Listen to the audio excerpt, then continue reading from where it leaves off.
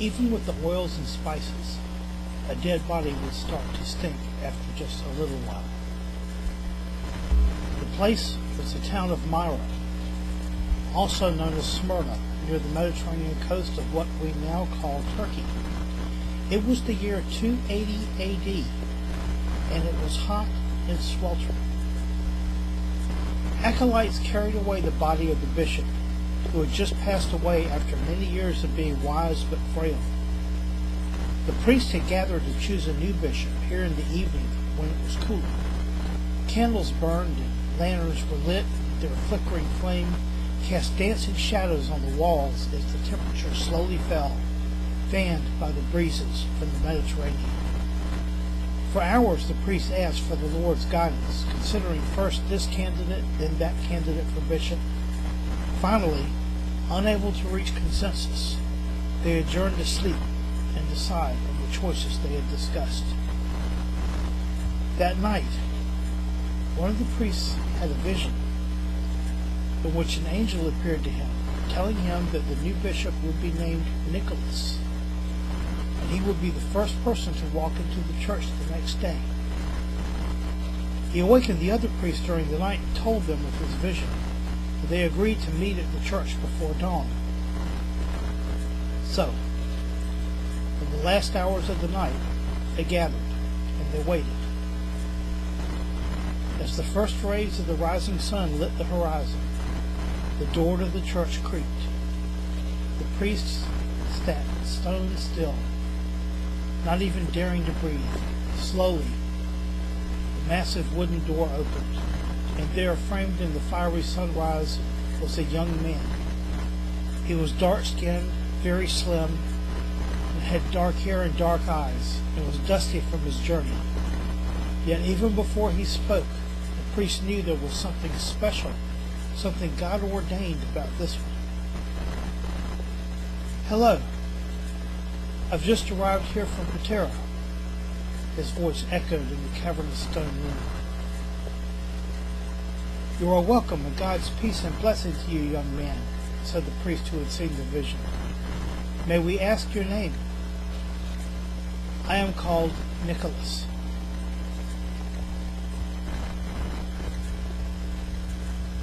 The Roman centurion read the edict with distaste. Up until now, he had liked most of the reforms that Emperor Diocletian had instituted.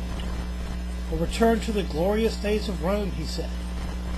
A return to days when morality ruled men's lives and work and family were important. What man would not agree to that? With this new edict, this was different, and it left a bad taste in his mouth.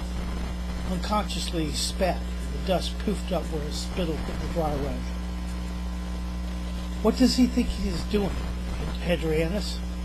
The people will revolt against such cold-blooded treatment, and the Christians have done no wrong, not that I know of." "They're too peaceful to do anything about it, Flavius.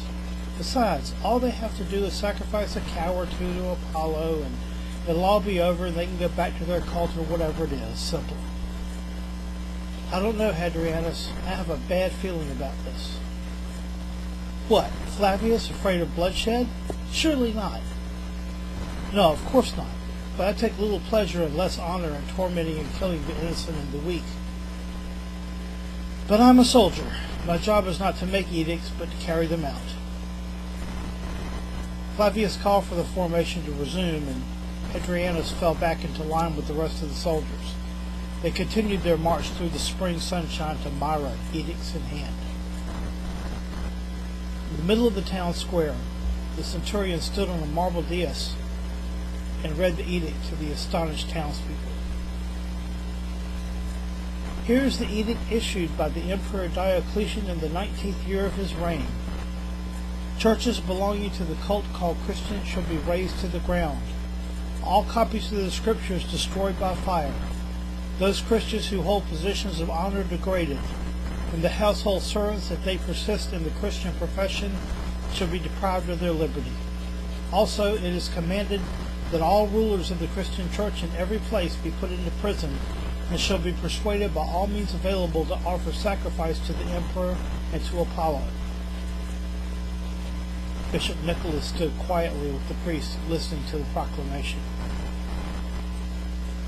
"Go peacefully and with faith and steadfast heart, my brothers," he said to them, fixing each of them with a kind, sure look. They were quickly surrounded by soldiers and taken to the nearby prison and locked in cells. From this day began one of the darkest periods in history. The edicts and then persecution of Christians spread throughout the Roman Empire as fast as the soldiers could carry them, and churches burned from horizon to horizon. Soon after followed torture of the most horrible kinds, and from Britain to Alexandria there were martyrs beyond count, all willingly going to their deaths. Each day Flavius would walk among the prisoners. He was amazed at their courage, their faith, especially the faith and courage of their young bishop Nicholas. He would always see Nicholas holding some of the children, or perhaps comforting a mother, sister, or daughter of someone who had recently been put to death.